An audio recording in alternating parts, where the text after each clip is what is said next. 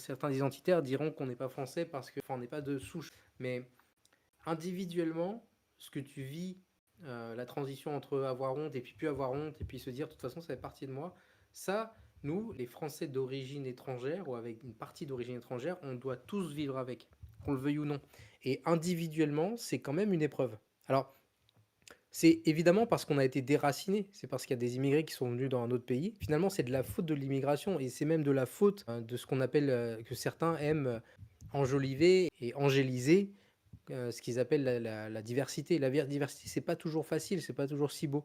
Et je te remercie de mettre des mots un peu là-dessus, de dire que voilà, tes origines et ta culture, ta famille, ça fait aussi partie de toi, et que t'es pas d'accord avec ce que font des gens qui te ressemblent, mais en même temps, bah, ça fait quand même partie de toi, et c'est un chemin d'être une identité dans un environnement qui ne te ressemble pas, et de se trouver individuellement, et de se créer une identité. Moi, j'ai vécu ça aussi, et c'est pas facile. Et bravo si tu arrives à te trouver. C'est un chemin qui est plus long que pour tous les gens qui seraient nés avec une ethnie correspondante au pays. Mais ce sera jamais fini, mon ami, malheureusement. Parce que tu vas rentrer en Algérie, tu seras pas vraiment un Algérien. Tu seras en France, tu Mm. seras pas vraiment un Français.